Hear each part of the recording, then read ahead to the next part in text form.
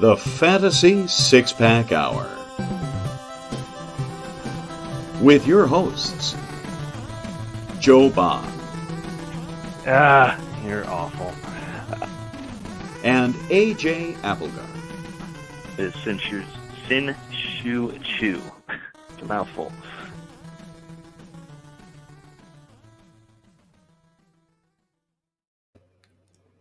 All right. Welcome to the Fantasy Six-Pack Hour. My name is Joe Bond, founder of FantasySixPack.net. With me, as usual, co-host AJ Applegarth. What is up, man? Not much, man. Another day, another Thursday. Thirsty Thursday. Let's drink. Not mowing the lawn until 9:15 this time. You know, not this week. Get your infrared goggles on or something and looking. No, I'm good until maybe next week. I don't know. We'll see. And I wish, man. I got to mow my lawn like every at least once a week. Until that it dies in July because it's too damn hot over here and the trees suck any moisture out of the ground from around me, and so my lawn's just like, nope, I'm dead, and then I don't have to do anything till next April, so it's cool. I get leaves in the beginning of April though because I live in the forest, so yeah, that's fun. All right, man, got a good show tonight. We're gonna be talking some actual versus expected pitching stats. You know, what they are, what they mean, how to use them, that type of thing, and kind of dig into some specific pitchers with that. That should be a lot of fun. Then we'll get into some injury news and some players to add as well. But without further ado, let's bring on our guest, Jason Beckner. What is up, man? Welcome back to the show. Yeah, Joe, AJ, thanks for having me on again. It's Absolutely. Always a good time. Fantasy Six-Pack Hour is always a good time, so glad to be here. Awesome, man. Glad to have you here. Before we jump into things, let's do my favorite segment, Beer of the Week. Beer. All right, Jason, guest of the hour. What you got on tap? Well, today I grabbed a Hop Butcher, and it's actually a collaboration with another brewery of Topping Goliath. Hop Butcher is something local here in Chicago. So I got a Mosaic and Matuka hopped IPA. Cool little design art there on there. A little shark with some boxing gloves. And Nice. Decided to be a little fancy tonight, and I was going to drink it out of a glass. So, just keep mixing it up a little bit. Hey. All right. Nice. AJ, what you got? Well, I'm drinking one from your collection that I snagged over the weekend here. All right. Whilst celebrating your 39th? 8th? 9th? 39th. All right. I thought you were only a year younger, so next year we'll have to definitely have a blower, mask-free, hopefully. But this is the Pure Kush Double New England IPA. Good one, man. From Kushwa Brewing. Yes. It's a collaboration with somebody else, too. I forget. Yeah. Yeah, I totally forget. Widowmaker. Yeah, Widowmaker. I've never heard of them, but it was that's a pretty good one. I liked that one. Let us know, man. Crack it open. I just did. Can you hold No, your you can't. Hurry the hell up. Kush of horses here?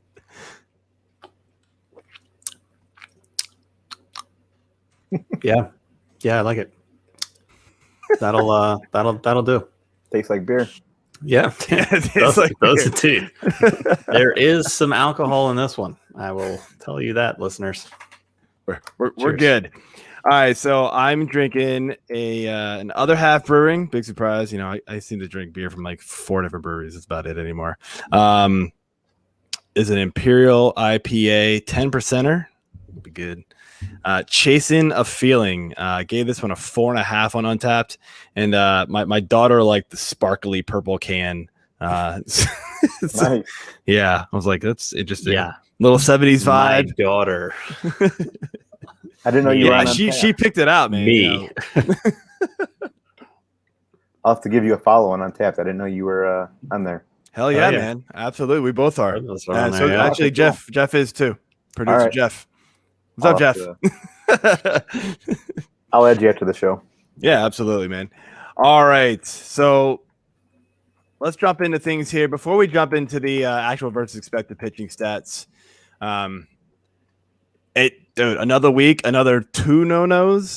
Corey Kluber, the latest one yesterday. That one was a little unexpected, and then I guess another unexpected one was Turnbull from Detroit. Just like, I mean, everybody's gonna throw a no-hitter this year, right? I mean, Wade Miley, John Means, like. Yeah, it's not even like the studs doing it. It's just like anybody. Like, it's just craziness this year, man.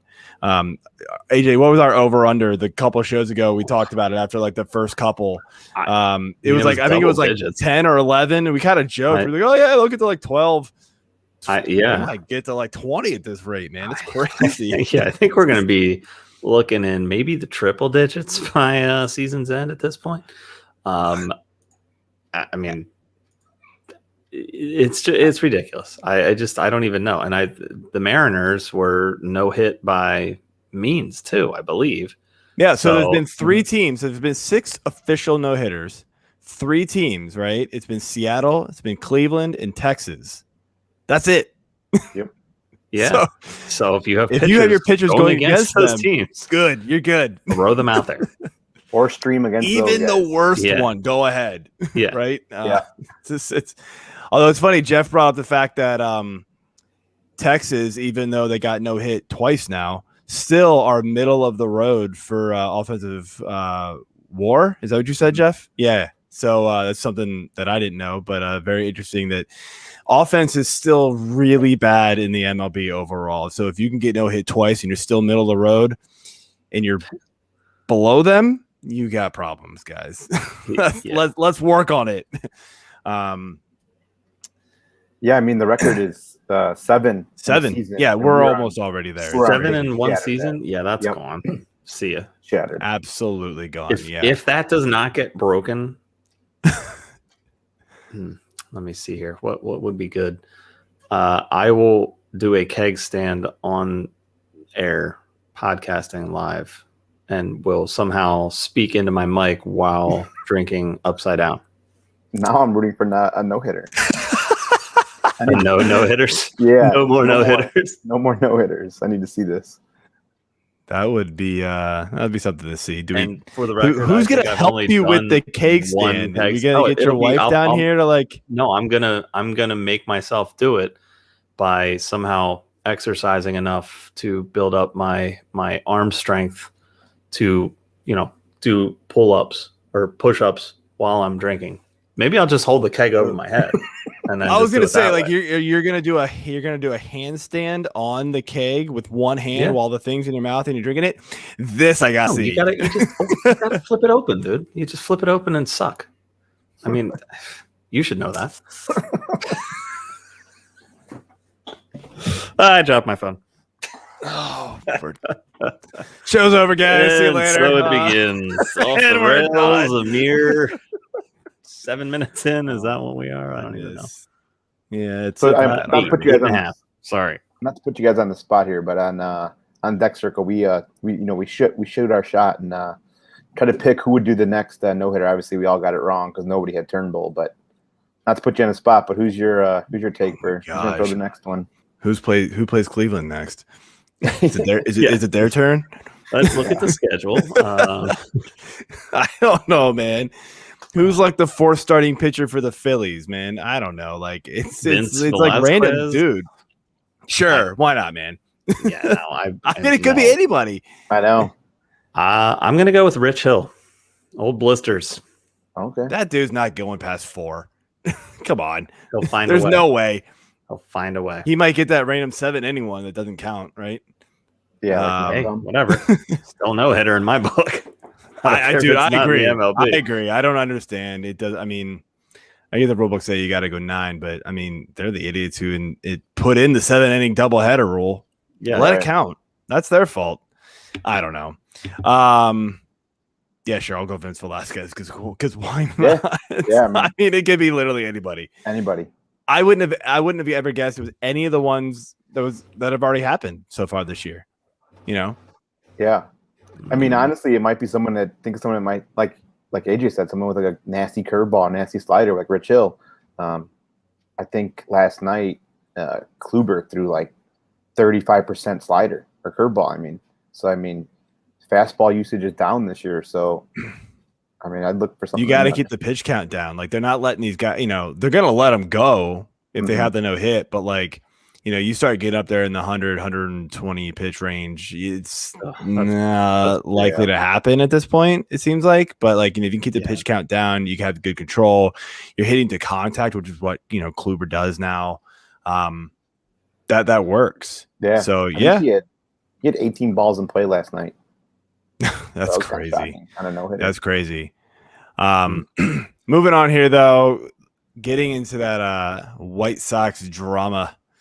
Oh, Tony La Russa, you have shown your age. You guys don't know by now, your man Mercedes smashed a home run on a 3-0 count against pitcher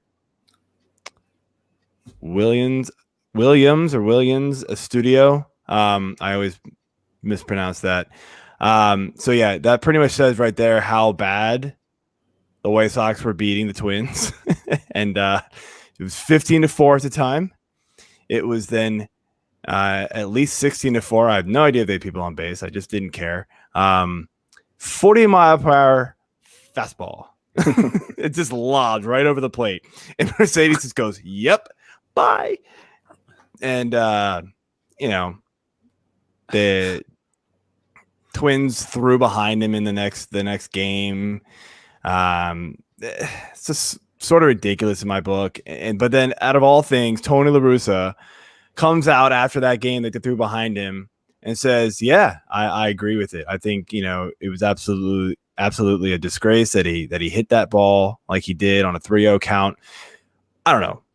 I see absolutely nothing wrong with this. And so many players have come out and said, we have nothing wrong with this. This guy's a rookie trying to get paid. He's going to go into arbitration.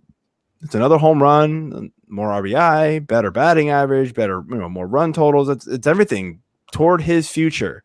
You expect him to just sit there and go, don't put out these clowns on the mound if you don't want them to get crushed. I mean, they're not all Chris Davis from the Orioles being able to strike out guys, right? Anybody remembers that, AJ? I know you do. I do. I think he struck out. What was it? Was it against the Cubs? I feel like did he strike out like Chris Bryant or something random? It was kind of funny. It was like hell yeah. He struck out somebody good, and I laughed. But anyway, I don't know. I mean, look, what's your all's take on this? Obviously, I totally agree with the player's side. As much as I think Trevor Bauer is an idiot, he comes out and like he's all for this kind of stuff. He's like, don't do that if you don't want to get hit. What's your all's take on this, Jason? Yeah, I mean, I'm just kind of like piggybacking on what you said. The game is passed up, Tony La Russa, and I think the biggest thing takeaway from all this was then you don't even defend your player over the game. So you have more loyalty to the game of baseball than you do your own players, which is not a good look for the locker room. I don't really know how much they were paying attention to Tony La Russa before this. I think a couple of weeks ago when he didn't know the rule and he had his $40 million closer running the bases in extra innings. I mean, the list goes on and on of how the game was just kind of passed him up. So that was my biggest takeaway is, you're defending the your loyalty to baseball over the loyalty of your players. And so, I mean, at this point, I'm not even sure if, they're even listening to what Tony La Russa has to say at this point. That's my take on it. I'm sick of hearing about the unwritten rules. I'm also sick of seeing position players pitch. Yeah, it's funny thing for sometimes for the the audience or whatnot, but the only thing that's going to prolong your butt whooping is putting out a guy that's throwing 40 miles per hour for people just to continue to tee off on. Put in a real pitcher, get some outs. Let's get this game over with. I mean? Yeah, I'm sick of. We all talk about the length of the game, right? And that's like a big thing MLB is trying to fix too. They're putting in these guys that aren't pitchers throwing 45 miles an hour down the middle of the plate. That's not speeding the game up unless everybody's just like sitting there taking the pitch, which obviously I don't think they should be doing. No, I don't think the guys should be taking pitches either. But I agree. I mean, the only time you really need to put a position player on the mound is when you've already burned up your bullpen either that game or the day before because you are stupid and didn't use a 6-man rotation. You used a 4-man rotation and a starter and then a bullpen game, which we're seeing more and more. Or it's like an 18-inning extra innings game. Which is what happened with the Orioles when Chris Davis went up there. I was just going to say that. Yeah. That was a crazy long game. They had no pitches left. Total runs and not a very friendly ratio of those runs for one team to the other. I mean, I'm cool with the guy hitting the homer. Why not? I mean, whatever. If you're going to put some schlep catcher out there and just try to see if he can even throw a ball, it's like, how are you going to throw somebody out from home plate if you're only winging a 47-mile-an-hour ball, 60 feet? Like, come on. So I don't get it. And I know he's multi-position eligible. I think this year he's playing more first base too, but whatever. Stands. If I was standing up there, screw it, dude. I'd fucking mash the thing out too. Mm-hmm. And then I'd do a Joey Bats-esque bat flip on my way around and be like, as he sort of did. Use your 3-0, 47 mile an hour. Suck it, bro. Learn how to throw a strike. Yep. Or a faster pitch. So, but yeah, at the same time, unwritten rules, whatever. The game has changed. They're dumb. They gotta go, man. You want to get these younger guys watching the ball and make this game more fun. Let bat flips happen, man. Like, I don't care. Yeah. Something's got to change. The game, I will admit, does get kind of boring at times. Like, you watch it, you're kind of like, it's gonna be the same thing for like 4 innings sometimes, man. It's just kind of nothing. That's why it's America's pastime, because it's traditional. The unwritten rules still govern over everything. I mean, the only other sport that, in my mind, that you really see that often in is golf, because it's a gentleman's game. So, it kind of works both ways there. There's unwritten rules that people don't even freaking know about, because golf's just like, well, what the hell do I do here? All right. Well, they can self-police. Like, the crowd can I don't know, it's weird. Yeah, they can turn players in for possibly cheating. I know that's a whole nother topic, man. Anyway, all right, let's jump into the topic we were trying to get into here today, and that is actual versus expected pitching stats. And what we're talking about here is ERA versus expected ERA, or xERA, and FIP versus expected FIP, or xFIP. I'm going to real quick run through a couple definitions here. Grab these from Fangraph, so thank you guys over there. Expected ERA. Expected ERA uses exit velocity, launch angle, and sprint speed on topped or weakly hit balls to model what a player's ERA would look like based on the underlying characteristics of the ball in play. Additionally, xERA has been added to the player. Oh, yeah. Sorry. I did not actually mean to copy that part. Expected FIP. That was not worth anything.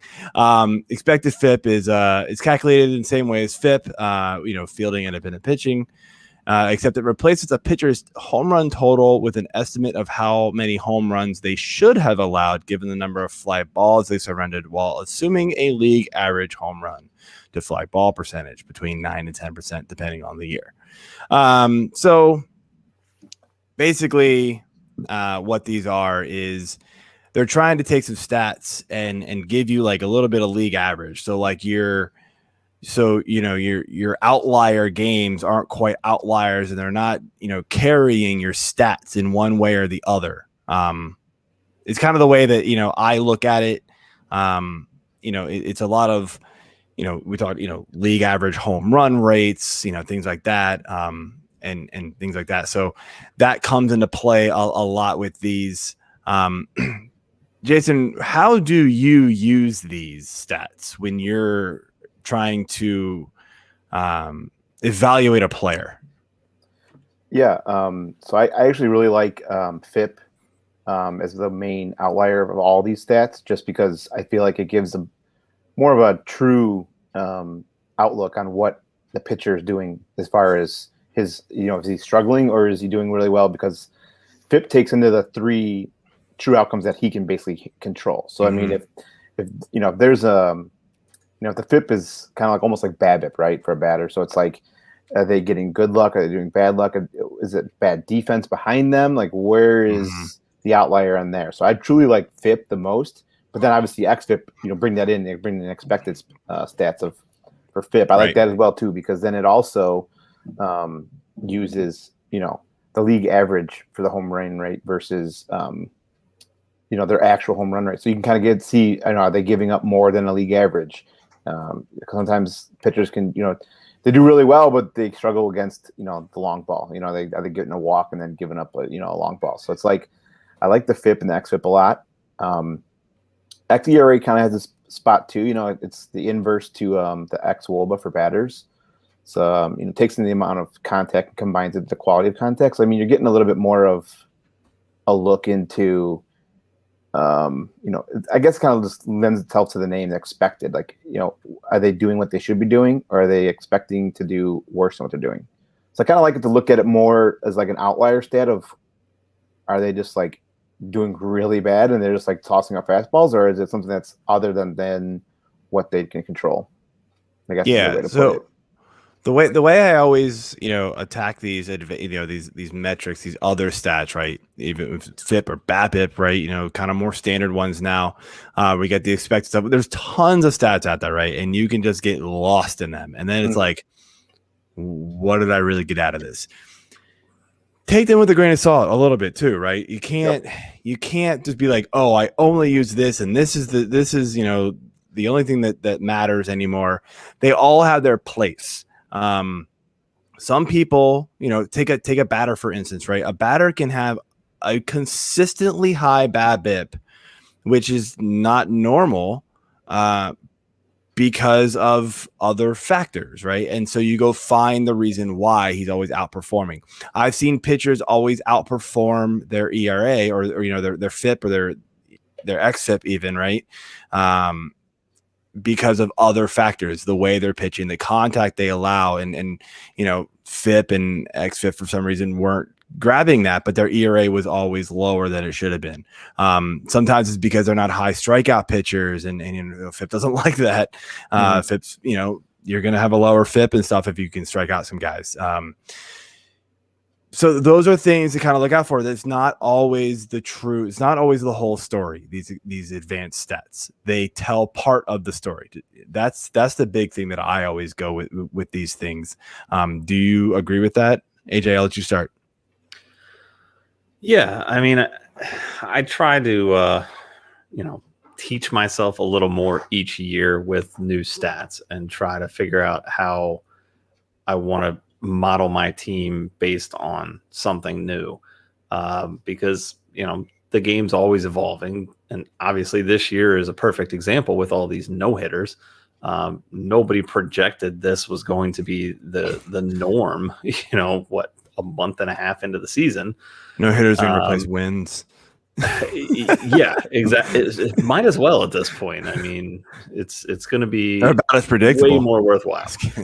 So but yeah, I mean, I've always been, again, a little bit more of the traditionalist, going with the ERA, the WHIP, and then the K rates and the walk rates in general, just to try to throw them all together and see what stuck the best for my team and how I was trying to build my team.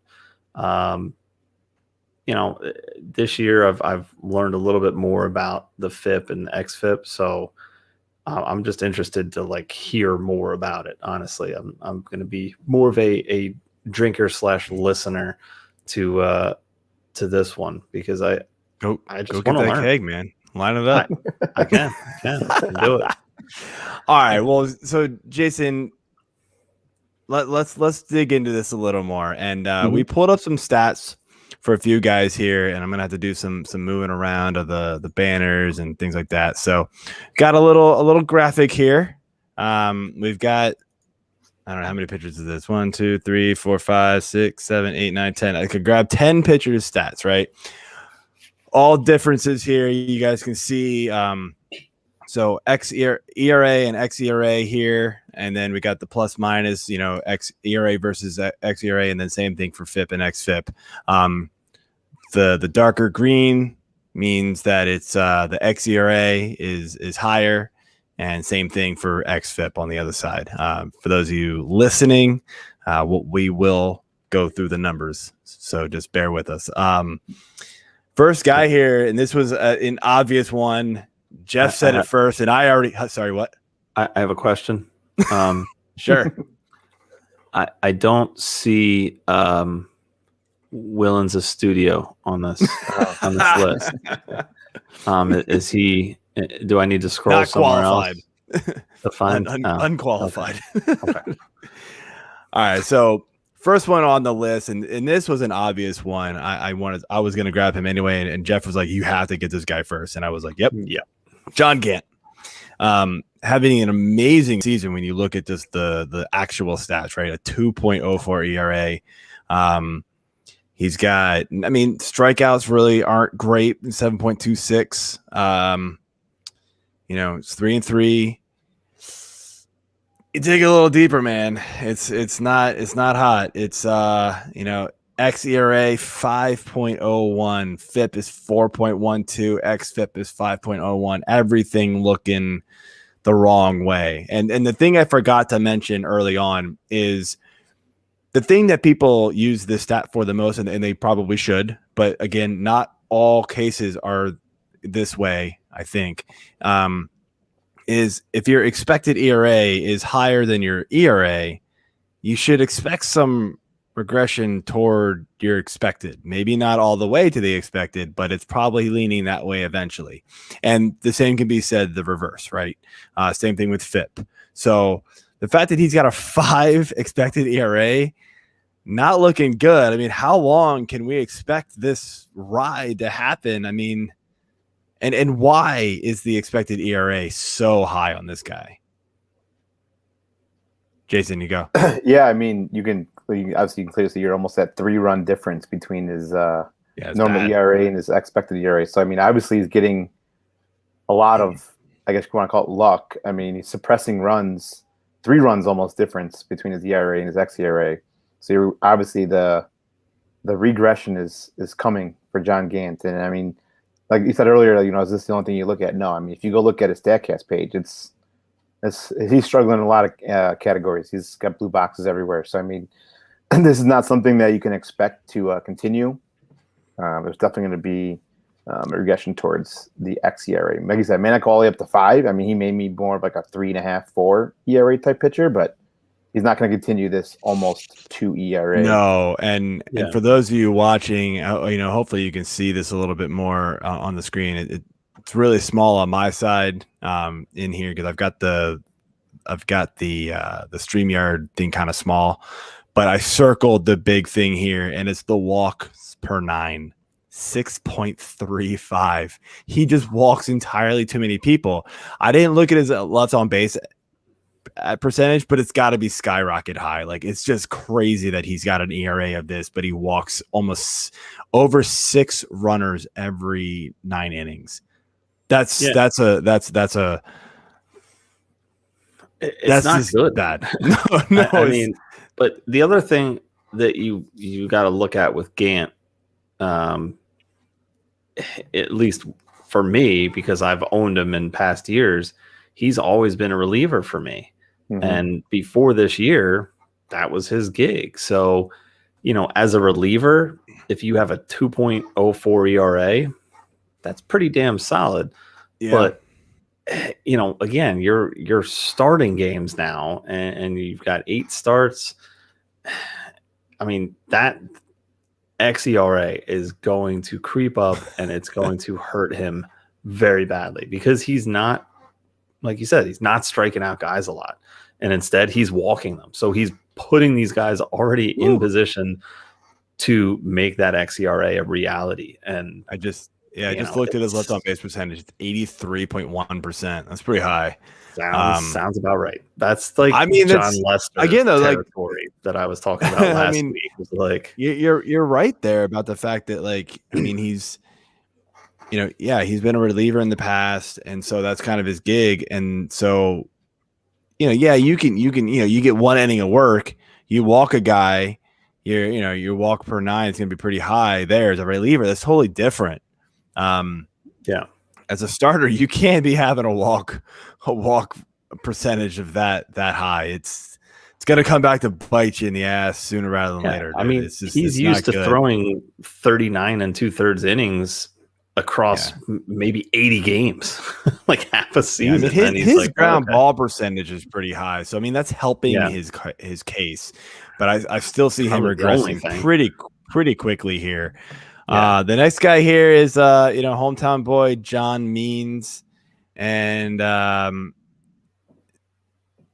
he had a bad start just last night, but his ERA is still really good. Obviously, one of the no-hitter club here for the season.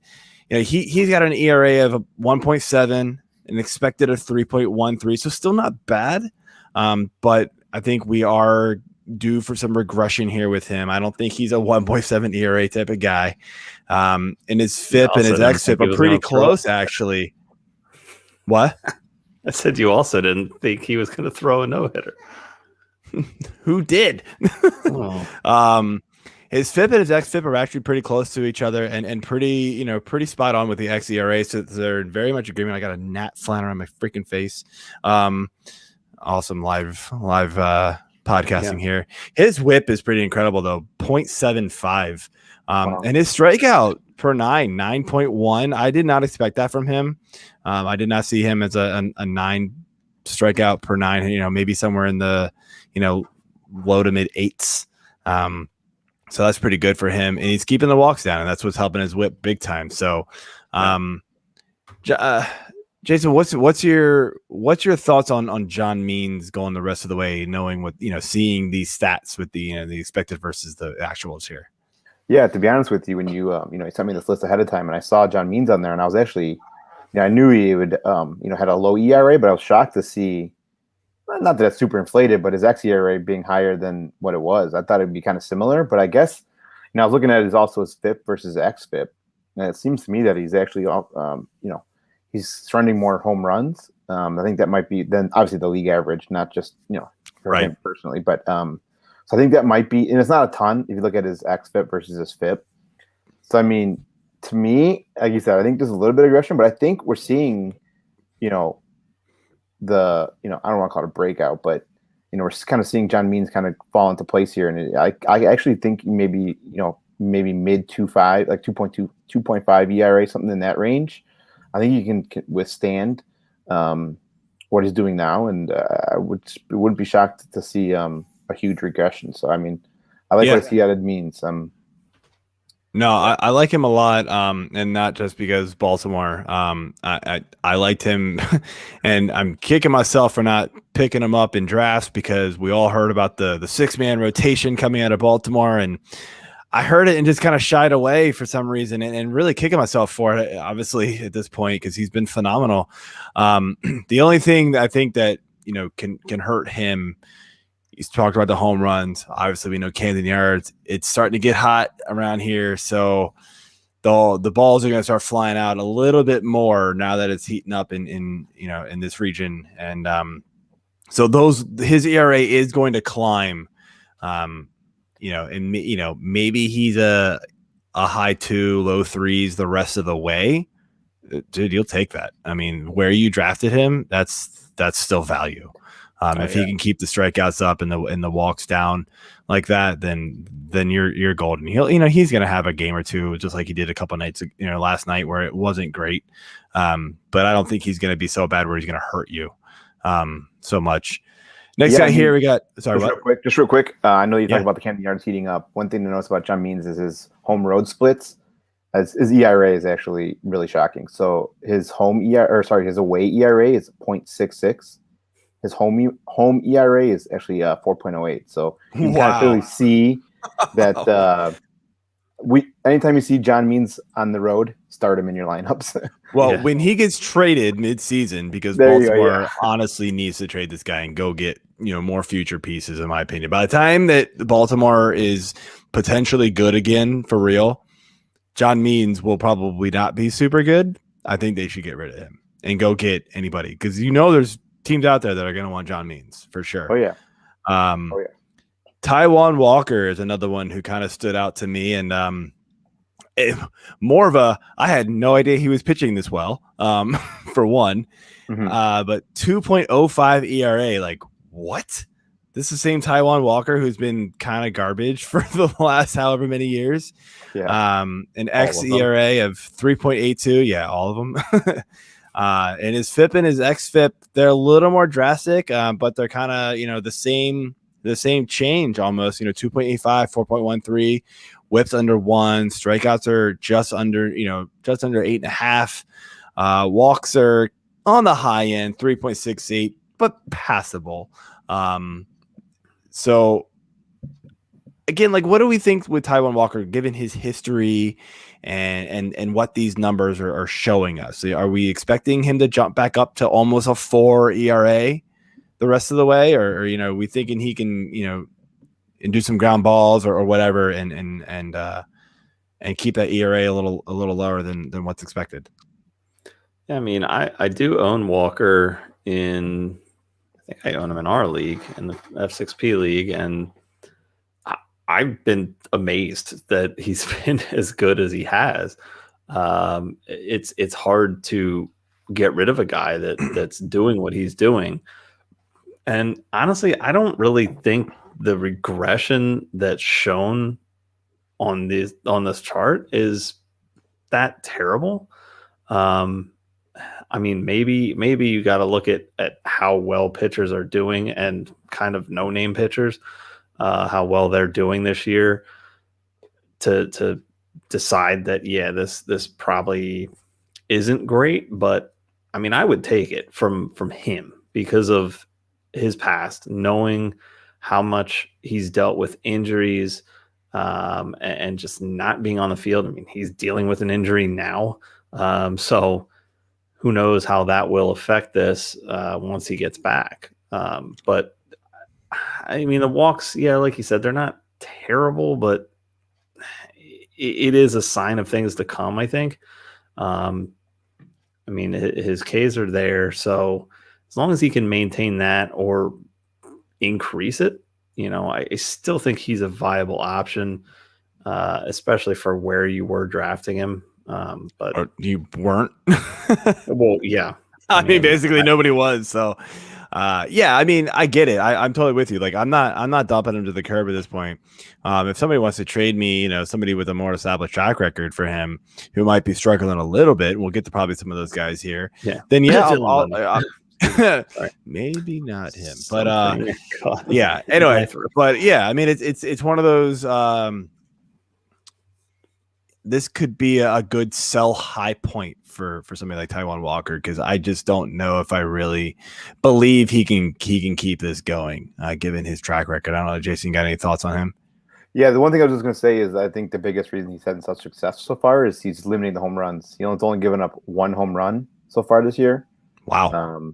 I think his home run, the fly ball rate I was just looking at, is only 2.5%. So wow. At some point, he's going to start turning home runs, giving up the home run. So and there you go, and that's where that's why you see FIP and xFIP and expected ERA all much higher than his actual ERA. Again, you gotta dive into why these stats are the way they are. I grabbed as much as I possibly could to not cram. It's really small on the screen. I guarantee. Like, if I grabbed any more, it'd be way worse. So there's only so many things I can grab. I just kind of grab some out. Some stats that everybody knows about here to keep it as simple as possible. Yeah. So let's jump over here to the next guy here. And these are some guys where it's the other way around. And we talked about Dylan Bundy last week. AJ, you had him on your maybe I'm looking to figure out another home for him list, possibly the waiver wire. And I went, he gone. Not yet. But Dylan Bundy, not having a great season with the stats that matter for your fantasy team, and we're looking at over a 6 ERA, and he's still striking out guys over 9 per game, 9 per 9. The walks are pretty good, 2.49 per 9. That's solid. Those are solid. My guess, as Jason just alluded to, and I didn't look it up, he's letting a lot of home runs up, so his ERA is really high. And so because of that, because he's probably allowing more home runs than league average and things like that, his expected ERA is 3.5 or 3.54. And sorry, I skipped somebody, but we'll get back to him. You talked about Bundy, so my eyes went to his name initially. 3.54 is Dylan Bundy's expected ERA, and his FIP and his xFIP are lower than his ERA too. 4.07 for FIP and then 3.85 for expected FIP. So this to me says that Dylan Bundy could be a little bit of a buy low candidate. Jason, do you agree with that? I do. There's a couple out, like you said, you got to look at all the different stats. Because obviously his ERA is nowhere near where you want it to be, but you can kind of see that he's still pitching pretty well. I mean, his xERA is kind of where you expect his ERA to be, mid 3s, closer to 4s. Yeah. A lot of things that I noticed from him is, guys are getting on, and then those guys are coming around to score. I think his left on base percentage is like only at 50% or something like that. So he's given. Not only are guys getting on, that's why it's causing the inflated ERA. It's guys are coming around to score. I think at some point, we're going to see a regression back to the xERA the norm there. Yeah, exactly. I think we've seen him do it before. So I mean, 6 ERA is obviously highly inflated, and I would expect. He never had an ERA that bad when he pitched for the Orioles. So it's something, it's not right. I mean, he's allowing 1.45 home runs per 9, which isn't quite what it was when he was with Baltimore. We had over a 2 one year. We had 1.6 another year. I said this last week with AJ. I didn't expect him to replicate what he did last year. I thought that was a bit of an outlier, but I expected him to be much better than this. And he did. I think he has like one really bad game. So that's obviously hurting his ERA. Other than that, he's been, okay. He hasn't been great. Like 2 games. Actually, it's 2 bad games in a row. Yeah. Dodgers and Boston. I mean, like 2 phenomenal offenses. He's gone 7 in the 3rd and given up a total of 15 earned runs. So like he's had 2 abysmal starts in a row. But I mean, it's been 3 runs, 2.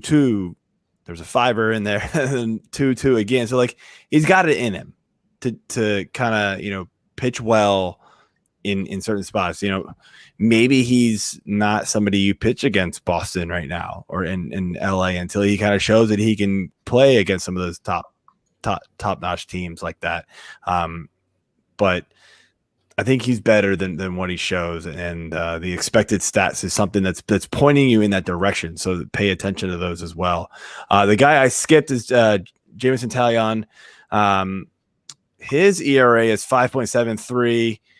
But his expected is 3.56. FIP is 4.67, and expected FIP is 3.82. So the expected numbers say he should be way better. If you just go after FIP, then it's not so hot either. But so I kind of like, Jason, I want to ask you, like, when you see that, right? You see ERA be, high and FIP be pretty high as well. Not as high, but still pretty high. 4.6 isn't good. But then you see the expected numbers kind of be really close to each other and in the mid to high 3s. Where do we go with that? Yeah, so that's kind of the thing with, the expected stats. The StatCast era we are in right now, it's like they can only use so many formulas and algorithms. The expected stats, a lot of it's based off of like the contact that's being made, the exit velocity on that contact. So it's almost like, you're obviously using math to figure out these expected stats. And at some point, the math is going to kind of like outlie itself and show you that, well, maybe this is not necessarily what is really happening in real life. I mean, Jamison Talion is one of those guys that I was like, he's been struggling a lot. And so I expected those numbers to kind of be right in line with what he's been doing. But you see his expected stats to be lower. So, I mean, that was kind of shocking to me. I was, I obviously I'm a huge Talion guy. I own him in a lot of leagues, and I know for a fact he's been struggling. So it's usually 4 or 5 runs a night when it's him. So to see him, in that like mid 3s to almost 4s in the expected stats, I was kind of shocked. I was, that's one of those ones that's like maybe the expected stats might be a little bit of an outlier, and you might want to look a little bit deeper. Maybe it's not just the expected stats that you want to look at in this case, because there's could be some other outlying issues. Maybe it's his pitch usage, or maybe some other outlying issues. But yeah, this one was kind of shocking to me because he's been pretty bad actually.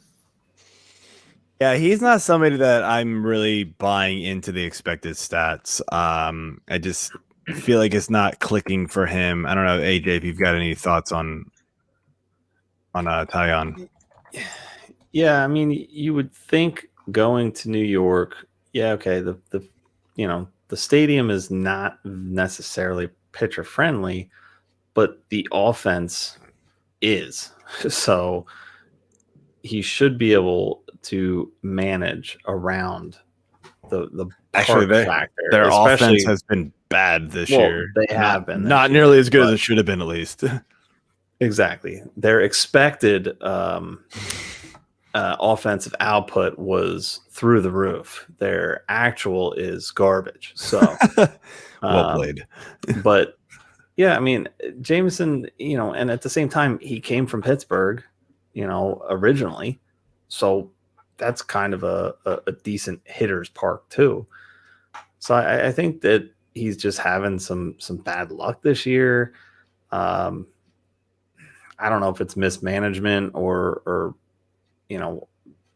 how the pitching is going, because at the same time you're looking at Gary Sanchez being behind the plate, and we know that he sucks at defense. So maybe he sucks at, pitch selection too. And can't rely on the pitching coach to help him out. So I don't know. I do think that there's better days ahead for Talion, but he's not somebody I'm super interested in. Yeah, 3.56. I don't know. I mean, that'd be good if he can get it down there. I'm not really sure he's going to get it down there. I mean, that's the problem. I just think that he's gonna be hovering around low 4s at best. I mean, sometimes your pitcher's just giving up too much hard hit contact, and it's just his fault. Like there's nothing you can do about it, and that's right now Talion. So you're throwing a 47 mile an hour, meatball. See ya.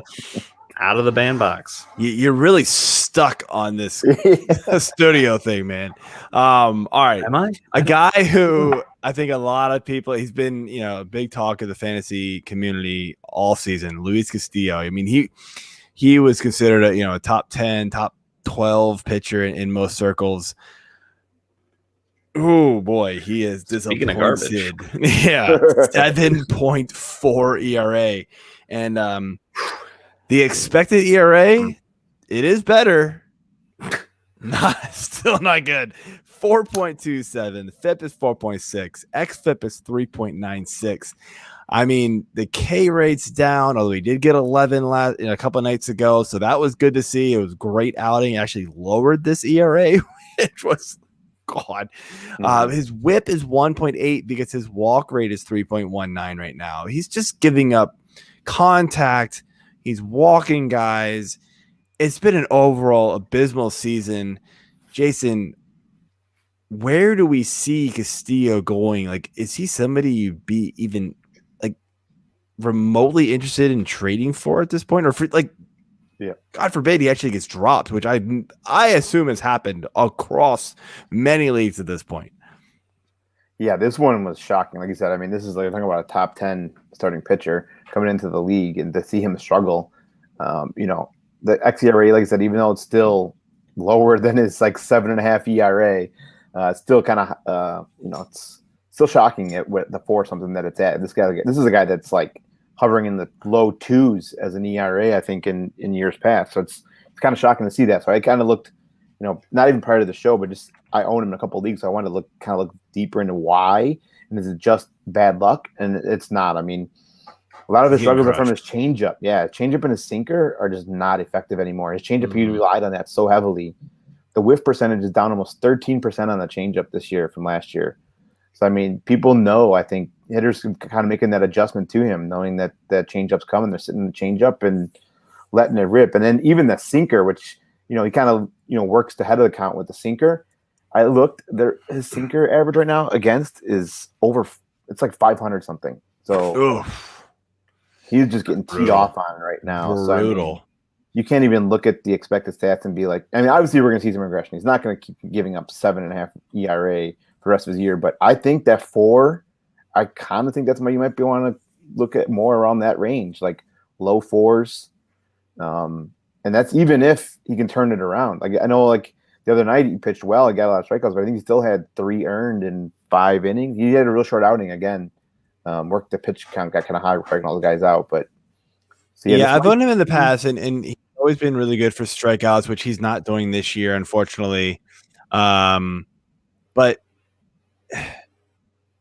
there were the occasional like stretches where it was just kind of like, dude, can you please get past 4 2/3? Please get past 5 1/3. He was still getting me 10 Ks, but he was allowing 2 runs in 5 innings, which okay, but I need that quality start, man. Wasn't helping me, and so I still liked him headed into this year. Nobody expected this, obviously, but Castillo is somebody I'm gonna let him be somebody else's problem, and if he figures it out, kudos to them, for holding on or trading for him or whatever. But I'm just gonna go with the guys who are performing well right now, and I just don't want anything. Something's off with Castillo. I would not be one bit surprised if we don't hear something about like, oh, he's been dealing with some shoulder soreness or something, because it's just when you start losing the strikeout rate too, like as much as he has, because last year it was like over 11, this year it's down to 8 something. Something's wrong there, right? Mm-hmm. That's a big tell to me. That's at least usually what I feel like happens more often than not is, I was dealing with such and such the rest of the, all year long. And I just didn't tell anybody, like, well, whose dumb fault was that? Right. Yeah. So, all right, next guy here, Brave pitcher, Ian Anderson, coming around, kind of struggled to start the beginning of the year, I feel like, but 3.2 ERA. His expected is a little higher, so 4.3, and then his but his FIP and his xFIP are kind of right in line with the ERA. So it's sort of like which way do we go here? Like, do we think the expected ERA is the one to kind of be like, oh, well, so the regression is coming, or do we go FIP and xFIP and it's like, well, regression is coming, but it's so negligible it doesn't really matter. Yeah, I mean, he's kind of in line with what you would expect out of him. Like, I think the expected stats are more what you would see. I mean, his ERA now is at a 3.2. It's only a 1 run higher as expected. So he's obviously getting a little bit more. Obviously his ERA is a little bit more lower than his xERA. So I think he's a guy that in the minors he kind of just sat in that like high 2s, mid 3s. So, I mean, it's not like he's going to go out there and just dominate the game and, give up 1 run over 7 innings. I mean, he's going to give up runs. So I think that expected that is more of what you can kind of, I guess, expect with Ian Anderson. Yeah, the big thing here with him for me is just the walk rate. I mean, the Ks are over 1 an inning, so that's nice, but he's still walking over 4. You know, I mean that's just stinks of disaster, upcoming. So I definitely can see the regression there. And again, it's another, high-powered offense, good team. So as long as he's average, and can work his way into the 6th and at least get quality starts for you, I still think he's worth owning, and holding on to see how it pans out. He's 3-1, so he's getting you the wins too, half of the time, I would say, if he's got 8 games started. So I don't know. Anderson's, he doesn't scare me as much as some of the other guys on this list that we've already talked about. Yeah, I mean, he's another one though where like, he can walk some guys, but his ground ball rate's over 50%. You know, medium contact rates in the 40s, which is pretty solid. So that's helping his cause. And I think that's why you see the FIP and the xFIP, and he's got a good defense behind him too. So that's helping his cause too. That's keeping his ERA down to where expected ERA is probably looking at it and going like, well, you're letting guys on base and they're not scoring, so something's up, and you're allowing maybe fewer home runs than everything. So 0.8 home runs per 9. So expected ERA is going, well, you should be more because you're below the average, but sometimes you're just going to be below the average, guys. So like he's a guy who I'd be comfortable keeping and just hold on to, and just Ian Anderson's a good pitcher, so just ride the wave here. Not much to talk about here with the next guy, and I wanted to get into Clayton Kershaw just because I was actually utterly befuddled about how his ERA is 3.81, and he actually should be better, apparently, according to all the other stats. Expected ERA is 2.88, FIP is 2.62, xFIP is 3.12. I mean, this clearly is because his walk rate is 1.59, the best of the group I have listed. That's a big reason. But I just looked at it and was like, wow. I mean, he's got a good ERA, and it's supposed to be even better. You don't usually see that with this group, right? You see guys in the threes, the low threes, or maybe the high twos, and they're supposed to go up. He's actually supposed to get better. Like, okay, Clayton Kershaw, yes, you are, one of the GOATs for starting pitching. So just wanted to mention that. The move on here, Anthony Descafoni. San Francisco Giants pitchers have been amazing this year. Descafoni is one of the surprises, I feel like, for a lot of people. 2.03 ERA. What kind of got me with this was that his expected, I thought it would be way higher, 2.94. That's still phenomenal. FIP and xFIP is 3.29 and 3.27. Still very good. Like, I'll be happy with that. Like, I have Descafoni on one of my teams, and if he gets to a low 3 ERA, that's a win, because I picked him up off waivers. Like, he was free. What's your thoughts on Descafoni the rest of the way, Jason? Yeah, this, like you said, the whole Giant staff is kind of shocking. I mean, we saw Gossman do it last year, but to see what he's doing again this year, I mean, he's even better. It's crazy. By the way. It's crazy how they just like take these rejects, I guess you want to call them, from these other teams. I don't know if they're really necessarily rejects, but they kind of just transform. They kind of were, yeah, right, yeah. Transform these guys in, and then they turn out to be great. I think with their ballpark helps. that helps a ton too, for sure. But I think a lot of with these Descafoni is you're so close. I mean, you're about a run difference on your ERA versus xERA, and then even your FIP and xFIP are real close. I think they're about a half a run. So I mean, you're kind of getting what you would expect out of Descafoni. So I mean, I guess maybe.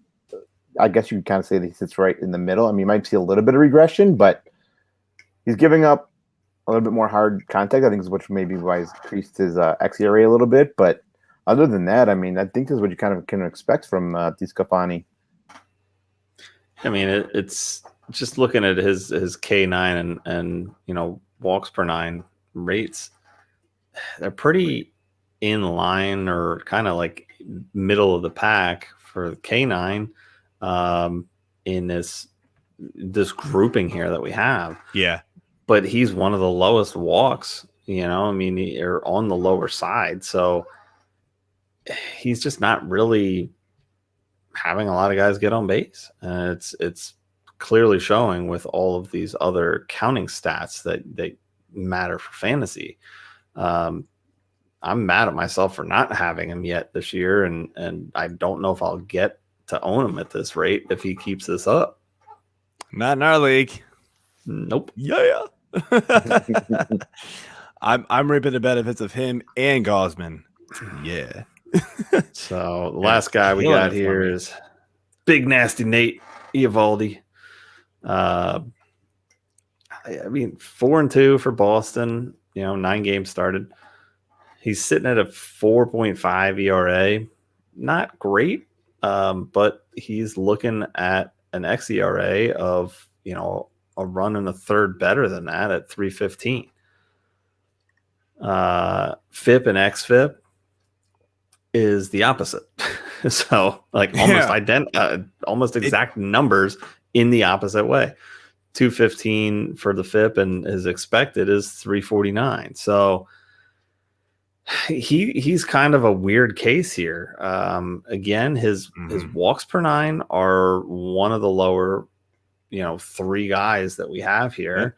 His K per nines are right in the middle there. Okay. Or lower end, but not bad, I guess. But here again, this is a guy who's bounced around between starter, reliever, starter, reliever, starter, reliever. You never knew what the hell you were going to get with Iavaldi. So I mean, he's been a starter for a long time recently, but he's a guy that I just sort of starter. But then he had that brief stint where they're like, well, maybe we'll make you a closer. It's like, that didn't really work. Now did it? So I don't really know what to make of this. I mean, it's the only guy we have on this list that's opposites. Like inverse. Like exact inverse. Yeah. That's why. Well, so Jeff, kudos to you for pointing this one out. I looked at it and was like, this is a great one. Cause like the numbers are completely opposite, right? We already had one earlier where they were better or they were worse on FIP to xFIP. And then they were better. So you saw like improvement on FIP to xFIP, but this one is like the complete opposite and like pretty drastic opposites too. So like where I don't know like what to think with this one. I know his on base percentage is pretty low. He hasn't given up a home run yet, so it's not that. What gives?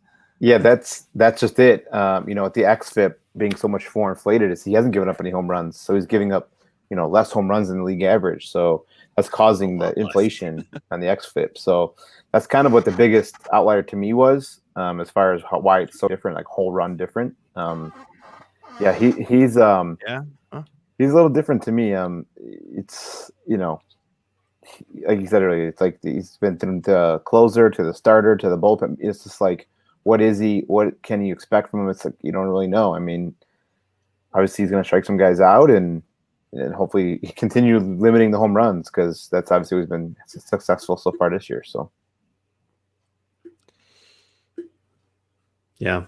I mean, I don't know if he's somebody that I'm going to, I'm not really targeting Nathan Iavaldi. Like, I don't really care enough. I don't think he's going to like win me a league type of thing. I feel like there's probably 50 pitchers out there throughout the year that are going to look like Nathan Iavaldi. He'll have some fine games, but nothing that I'm going to care too much about. But it was just interesting to see the numbers. And again, it just kind of goes to, goes back to the original point, and the whole point of going through this exercise here is that the numbers only tell a part of the story. Got to dig in a little harder, see why. So with Nathan Iavaldi's case, right, he hasn't given up any home runs, so that's why the xERA is a little higher, and to where FIP and xFIP doesn't take that into account as much. So that's what we got. All right, Jason, that is it for the segment. Before we let you bounce off here, you got any final thoughts? And let us know where everybody can find you on Twitter and what you got going on for the site. Yeah, sure. So you can find me on Twitter at JRBex, right underneath my picture. And then got 2 weekly articles coming out a week over at Fantasy Six Pack. One Dynasty related, which is a Dynasty buy or sell, comes out on Mondays. And then I also take on the prospect report, which comes out weekly on Tuesdays, and that just kind of takes a look at some of the top performers, more for a redraft side. You can figure out who might be called up soon, who was called up, who was demoted, things like that. Just keep me followed on Twitter and get some updates over there. And just thanks to Joe and AJ and Jeff for having me on, and have a good one, boys. All right, man. Thanks for coming on. All right. Yep, absolutely, man. Have a good night. Alrighty.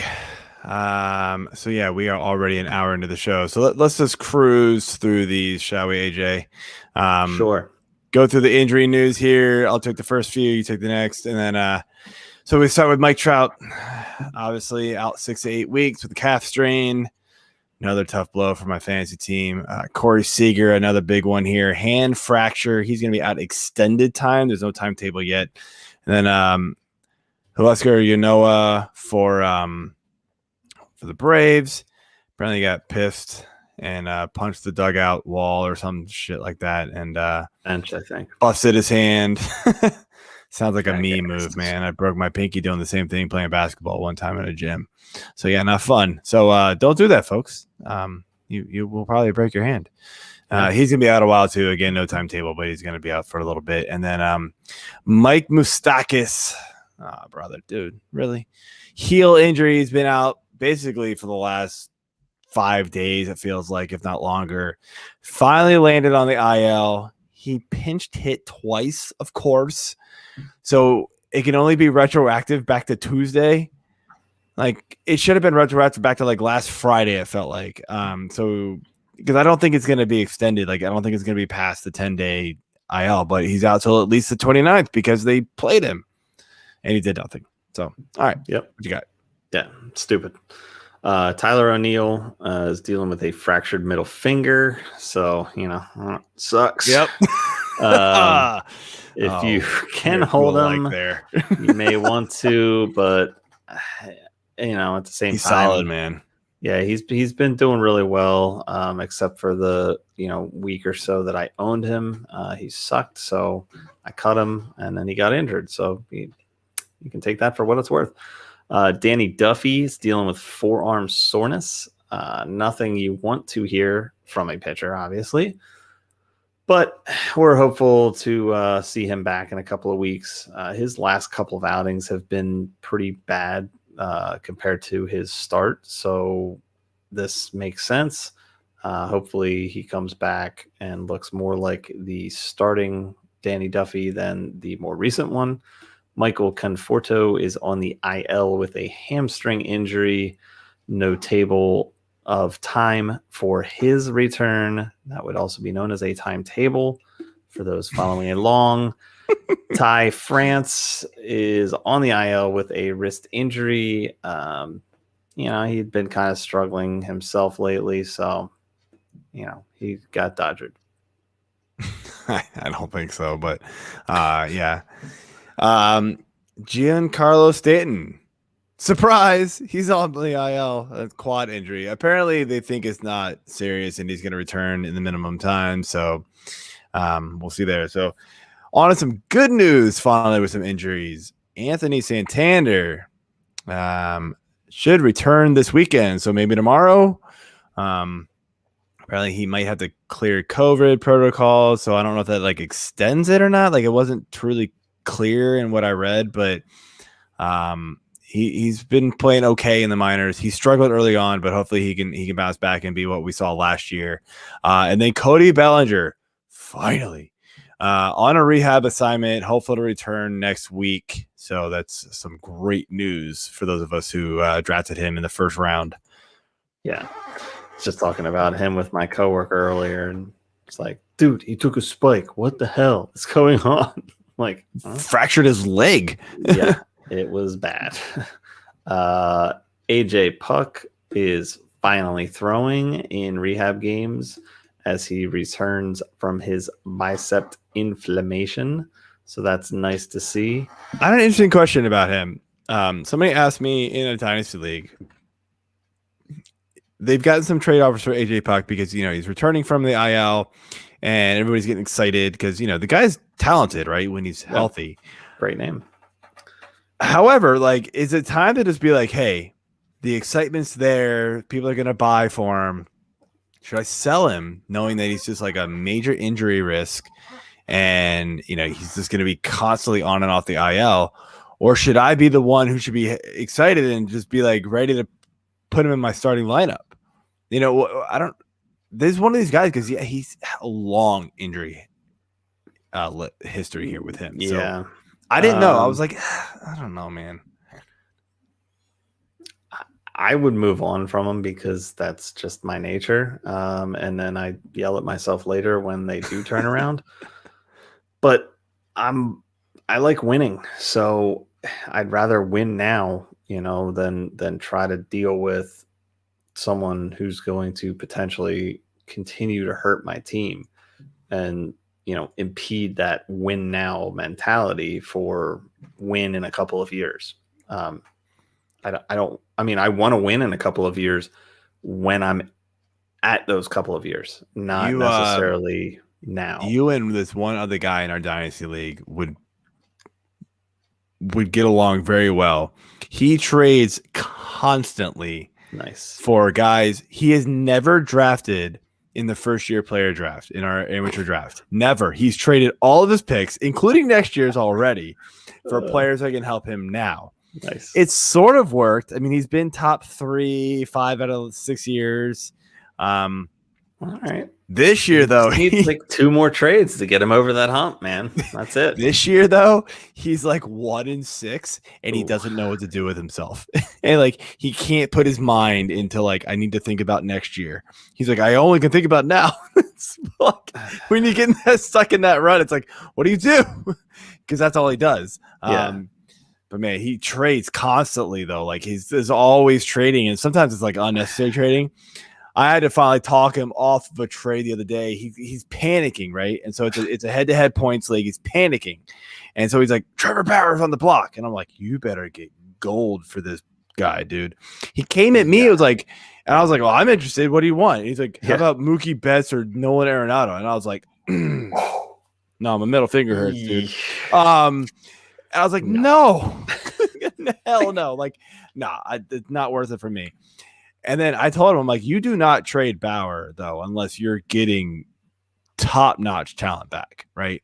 Or you're now playing for the future because your team's not playing well, and you go get, top prospects back. Like but you got to get like almost like the can't miss guys type of thing. Yeah. He messaged me like 2 days later and was like, oh, well, what if I get Jesse Winker and Frankie Montas? And I was like, no.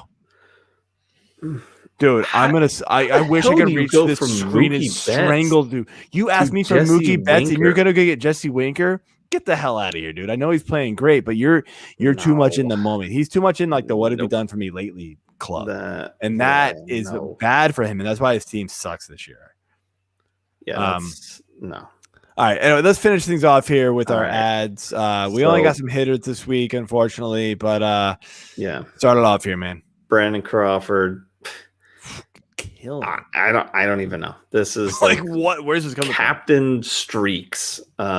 He's been absolutely red hot the last 2 weeks. Jeff and I got him in. Was that us, Jeff? We got him in our NFPC team, or did I get him on TGFBI? I think. Yeah, I got him there. Yeah, my team still sucks. All right. So 325, 429, 800 slash line he's got right now. 6 homers, 12 runs, 13 RBIs. That's in the last 2 weeks, by the way.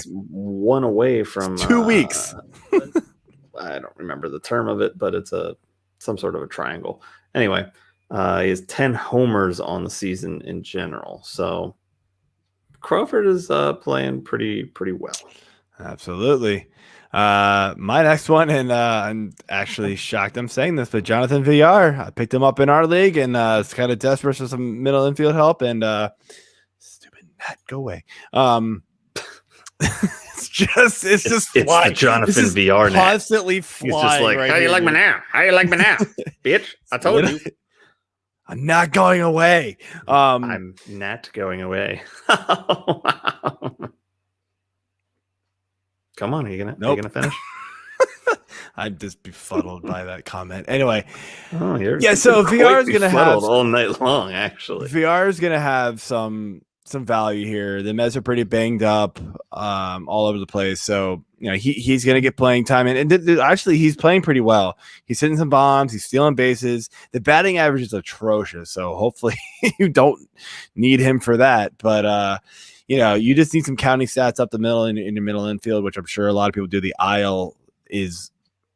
I wish I had expanded it in every single league I was in this year. I'm literally like in our league, AJ. I'm sitting on like 2 healthy roster, 3 actually roster spots in our league. Injured players. I'm just like, I don't want to drop them because they're too good. So Sounds I'm just playing. I'm playing the long game because I'm in. Yeah. You know, thankfully I'm in first, so I can do that. Next up here. All right. So yes, I was close. It would have been a 5, 12, 13 triangle. It's a special right triangle with the ratio between its side lengths as 5, 12, and 13. Nerd alert. Yes. I knew that. 5, 12, 13. I always remember that. Cool.